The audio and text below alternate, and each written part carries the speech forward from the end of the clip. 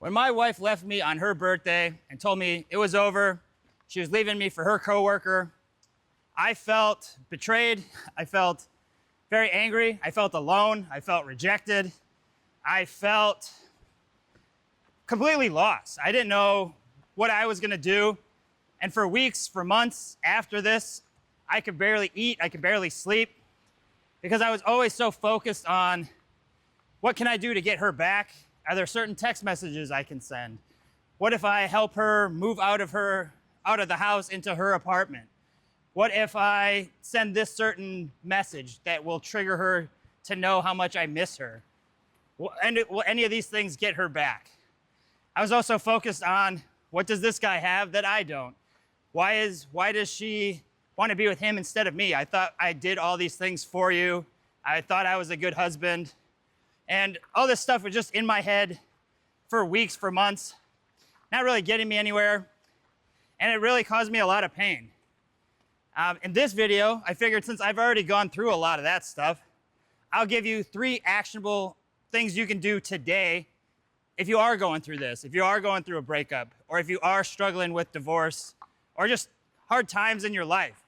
This stuff is something that I wish I would have known earlier in the divorce. I didn't really have a lot of guidance. I felt alone, like I was trying to figure this stuff out myself.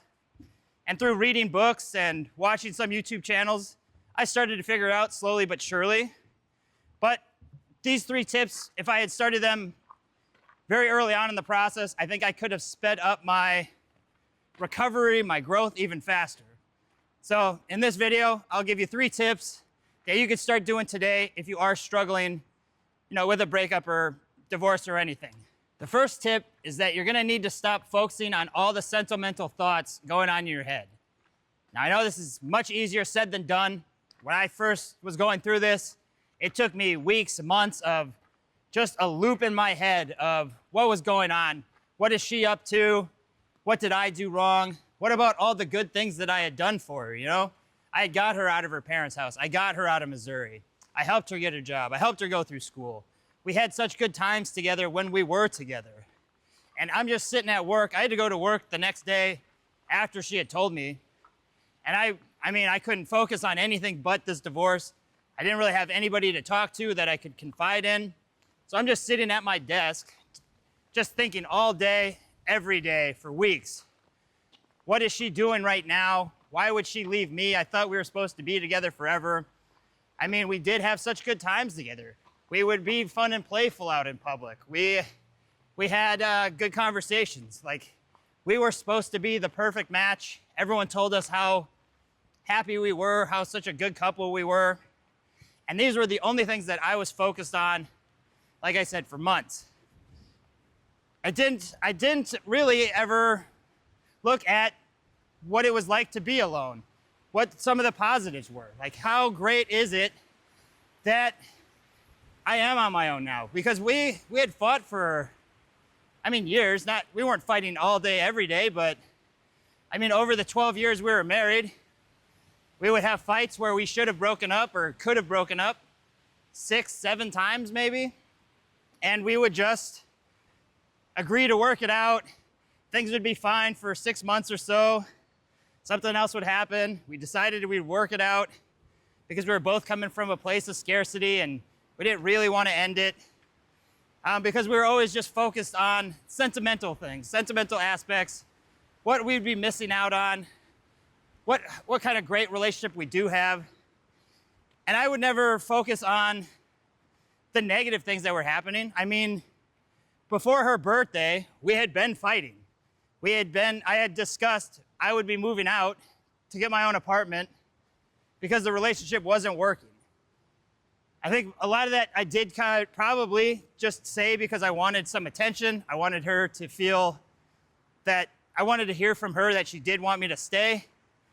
And, I kind of got some of that guilt trip of what would I ever do without you? So it was a big mess. I knew things were not going well. But once she told me that she was leaving, all that went out the window. I didn't think about how we were just fighting and how I didn't want to stay in the marriage. All I was thinking about was, all the good things that happen, all the what she's going to be doing now with this new coworker. I was never focused on any of the issues that we had. So the first thing you can do with this tip is when you're thinking these thoughts, become aware of them. Are you just thinking about the good times that happened because you're feeling lonely, you're feeling lost?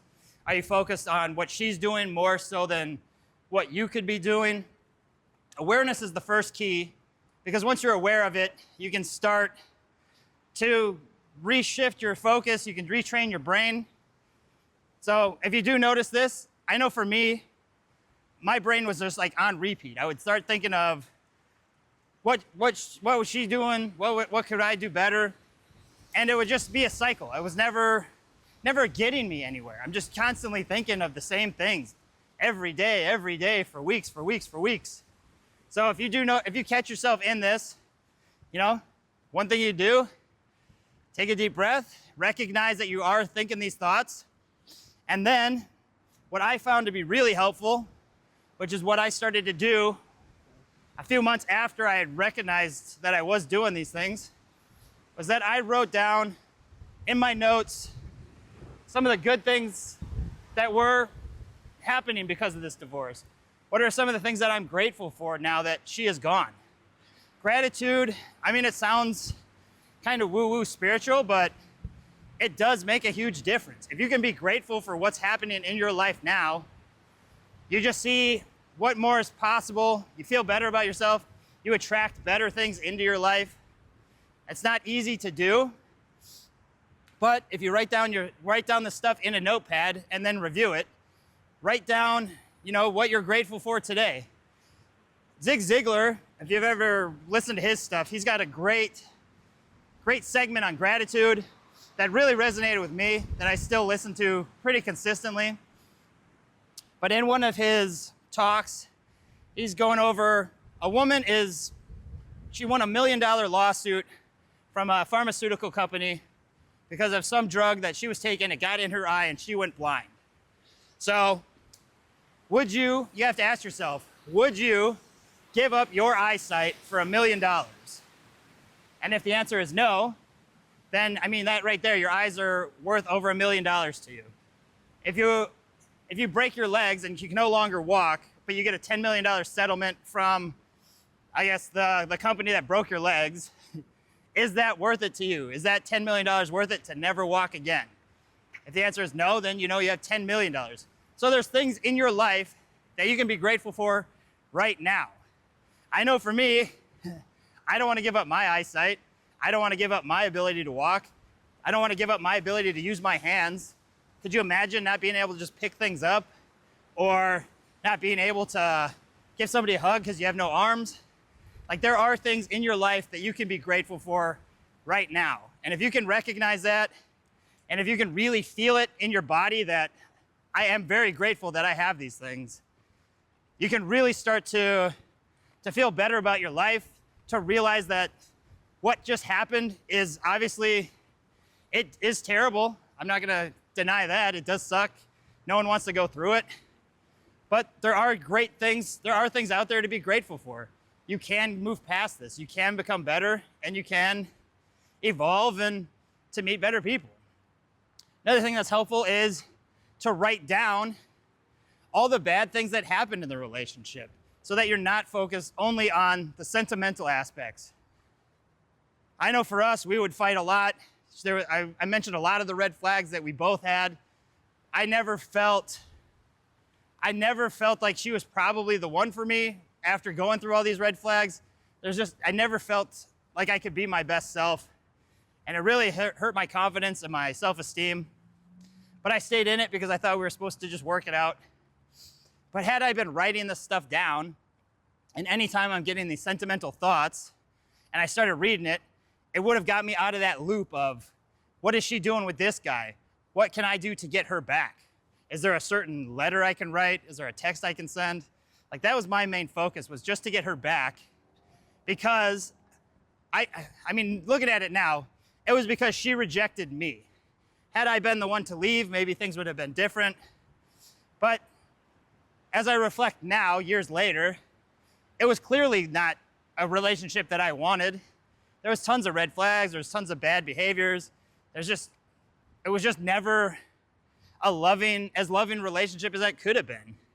So tip number one, don't focus on the sentimental thoughts. I know it's gonna be tough, but there are ways that you can distract your brain to kind of rewire your thoughts.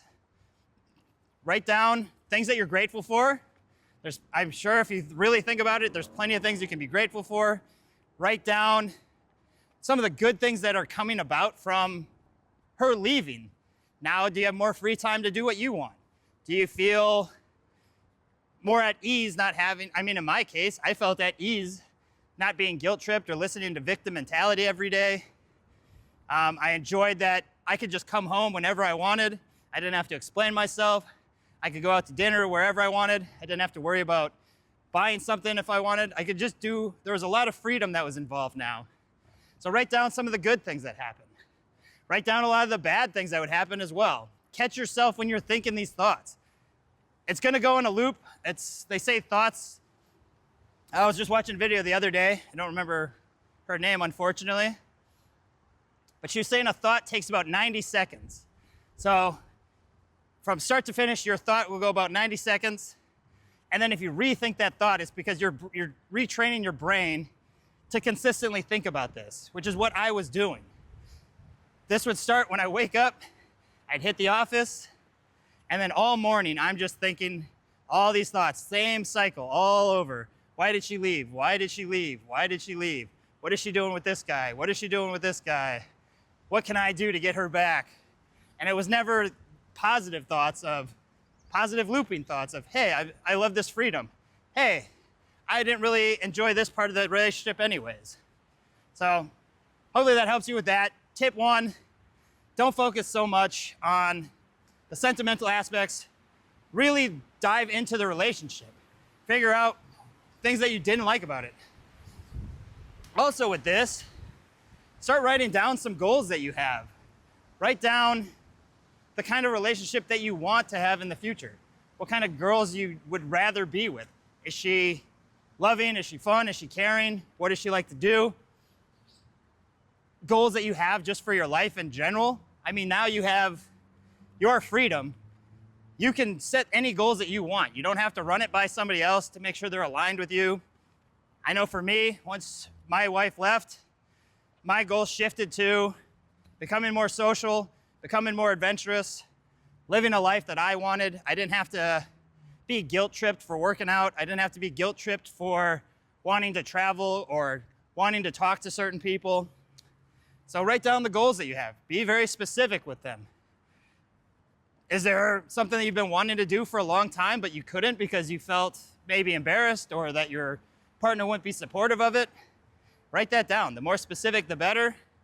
And by writing these down, it gives you a chance to really make a lot of progress on yourself, and it'll help you start to get over this feeling of loneliness, to get over these thoughts of, just thinking of the good times. So yeah, also write down your goals. Write down your ideal relationship, ideal woman, because if you can start to visualize and see this stuff, you can start making it possible. You'll start to see that you do need to become, in my case, I needed to become a better version of myself to attract the kind of women I wanted. So it was easy for me to start taking those actions because I knew I could get these women if I put in the effort, but I did need to make some changes. So setting these goals helped me to start making these changes because I could see steps I needed to take to get there. Tip number two, is you need to find a good community. Many people have friends, family they can rely on, but sometimes that's not enough. In my case, I did tell my parents that she was leaving me. They were very understanding, but they didn't really have a lot of advice they could give me because they never went through it like I did. My friends never went through it either. And I wasn't that comfortable telling them all the ins and outs of everything that was happening. So you want to find a community that is very positive, that's very helpful. Whether that be, I know for me, I started going out to CrossFit because I wanted to be around people that were working on themselves, were trying to improve. I started asking people at trivia nights if I could join their team. I wanted to just be around positive people. I wanted to make new friends. So if you're going through something like this, it doesn't have to be, you don't have to go around and share all your feelings or, express all your deepest desires. You just want to be around people that are very supportive, they're positive, they're a good influence on you. They don't have to have anything to do with relationships or divorce. I did find that I did really improve once I found a group of guys who also wanted to improve. They had the same dating goals I did, and it helped me just want to become better and better because we had the same goals, we were part of the same community. So look for something like that. I did create a free school group. I know a lot of guys in the comments have been going through a lot of the same situations I have. I've seen a lot of them say their wife was very similar to mine with the red flags. Their red flags were very similar. So if you're looking for a community of guys who have the same struggles, the same goals, the same mindsets, join that community. I'm gonna post in there consistently. I wanna help you guys improve. And it's something that I wish I would have had when I was starting to go through my divorce 7 years ago. I didn't really have a community I could ask questions to. I had to move out of Wisconsin to really find like-minded people, which is not gonna be for everybody. So just running ideas through everybody, seeing what they've gone through, what works for them. I think it's great. I wish it was something I would have had. But yeah, if you're interested, I'll link that in the description. But just don't try to do it all by yourself. It's very lonely. I wasted months just being very isolated. I'd go to work, I wouldn't talk to anybody because my mind was so focused on what is she doing? How do I get her back? Blah, blah, blah, blah, blah. But yeah, I was very isolated myself. I would come home after work, I'd walk my dog, and then I would basically just zone out watching movies while I'm thinking, all right, what if I send this text? Will this make her feel sorry for me? Will she want to get me back maybe? I didn't really have any friends at that time. So until I started looking for a community that was positive, such as like the trivia groups or the volleyball teams, that's when I started to feel less lonely. I felt better about myself. I was able to start moving on from the situation. But this was, 3 months after everything had gone down. For 3 months, I'm sitting around wondering what she's doing, wallowing, not being very productive, just these negative thoughts in my mind. Well, she's out with her new boyfriend, having fun, going on little trips, not really worrying about what I'm doing. I'm sure she's moved on and she's happy. Like, it didn't take her 3 months to start making progress, but it did for me. Had I known these 3 things, then maybe I would have moved on faster. But hopefully giving them to you today will help you guys. The final tip I have is to realize that it is possible. You are able to change yourself. You will get over this. You've survived the toughest times of your life already. This is just another test. You can improve. You can learn to be better. If you make it so, if you want it to be the best thing that ever happened to you, you absolutely can. Focus on things that you can control. As a man, you are in control of how you react to things. It's personal responsibility. I know this situation sucks. It's not easy at all. I've been there. It took me a long time to get over it. But just knowing that you can improve yourself made the world a difference to me. Had I not known that I could become more social, that I could improve my sexual market value, I could lose weight, I could become more charismatic, I could become just more fun, I could become more adventurous, I could improve my style. That really helped me to move on because I wanted to improve myself so much that my ex would not recognize me at all. I was not the guy that she left. I was gonna become a better version of myself. I was gonna do whatever it takes to improve. So I got a hair transplant. I had some moles on my face removed. I lost a lot of weight. I moved out of the small town in Wisconsin. I started traveling. I started becoming more social, started focusing on ways to attract higher quality women in my life. It's been the best thing I've ever done. I feel much more confident, much better about myself. And it's because I now have abundance in my life. I'm not focused on so much negative stuff because I'm not worried about, I think negative mindsets are a lot of like scarcity based. Like I have to worry about what she's doing because I'll never find a girl like her. Whereas if I switch that to the abundance mindset of I'm working on myself, I'm becoming a higher value man, I'm actually gonna get higher quality women because of this.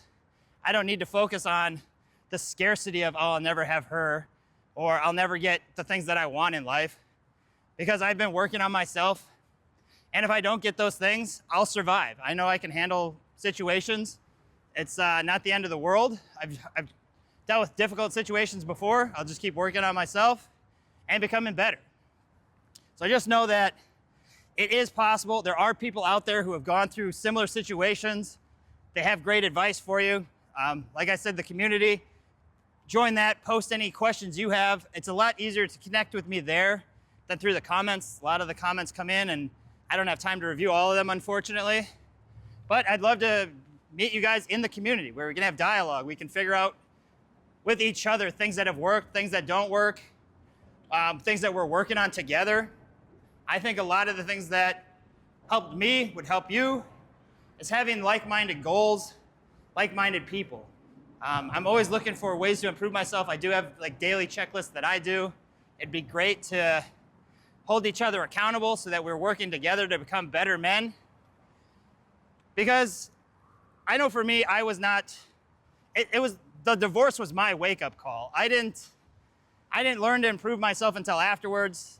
It's unfortunate for my ex that she got the short end of the stick there. But because of what happened, I think she's happy now. I'm much happier now. And I've really learned to grow and improve. So tip 3, just know that it is possible. You can improve. It's never too late. You're either growing or you're dying, Tony Robbins says. And also, not making a decision is a decision to not make a decision. So there's 2 types of people that go through a divorce. There's the type that are kind of woe is me. They feel like victims and they don't really grow and improve at all.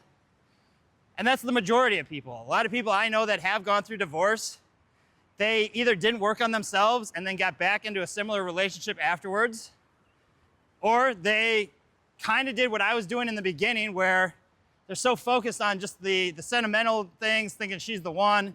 I'll never meet anybody like her, so why try? I'm not gonna, if she feels sorry for me, maybe I'll get her back. These are a lot of things that went through my mind. And I think it's pretty common for guys to feel that way. I don't want you guys to be in that group. The other group of people are those that recognize that this situation sucks. I don't want to be in this situation, but it happened. There's nothing I can do about it. So I'm going to make the most of it. I'm going to do whatever I can to better myself, to become more attractive to the next person that comes along.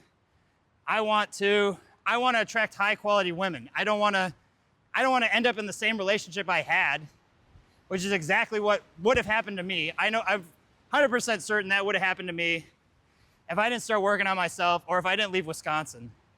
Because I wouldn't have known that I could change. I would have just kept doing what I'm doing, settled for the next girl that came along like I did with my first wife, and it would have just been a vicious cycle. So tip number 3, you can improve. It is possible. I know this sucks now. It's something you got to work on. Time will help. Time does heal all wounds, they say. So if you just start taking these 3 steps, recognize when you're in these sentimental thoughts, try to focus on some of the things you didn't like about the relationship. Be grateful for what you do have. Write out your goals. Kind of envision a path forward. Then find a community of like-minded people. Get some friends. Go do things that you like to do with positive people. If you like playing board games, go play board games. If you want to join a gym, I definitely recommend. It's always good to be in the best shape you can. And you'll meet like-minded people there who have very similar goals. Find friends that also are very positive and will help you out and maybe can give you some advice. Join communities where people have what you want. They have the relationships you want. They have the goals that you're looking for. They're making the money that you want. with the internet and all these communities out there, it's never been easier to really find these kind of groups. And I know for me, finding these like-minded friends, I talked about them in Playa. I've interviewed my buddy Ryan. Like, these people changed my life. They made me see a better future for myself. They helped me get over a lot of the tough times.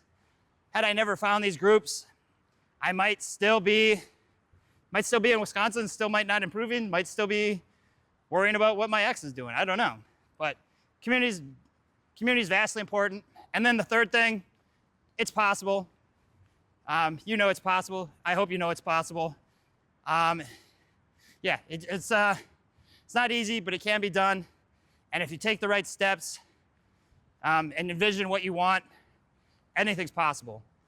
I guess I'll repeat David Goggins for the 100th time because I love that guy. But he does say that most people give about 40% of their truest potential, which I know in my case was definitely the standard. I never pushed myself that hard in school, in the military, in my marriage, and it's because I didn't think it was possible. I just thought I was who I was, and that's the way it was, and I couldn't improve. So it is possible. You can do it. I believe in you. That's it for today's video. It's not that fun being back in Minneapolis from Mexico, I'll be honest. I got to wear a sweatshirt when I was just at the beach the other day. But I'm grateful. It is nice to walk around. It's nice that my legs work. It's nice that I can feel the breeze. It's nice that I have my vision. I'm grateful for a lot of things. I hope that you guys are too. I'm gonna go to the gym now, use the sauna. It's been a week since I used the sauna. I'm excited about that. And yeah, join the community. I'd love to get to know you guys, run some ideas between each other. And follow me on Instagram. I'm gonna start posting more about things I'm doing to improve, just cool activities I'm doing.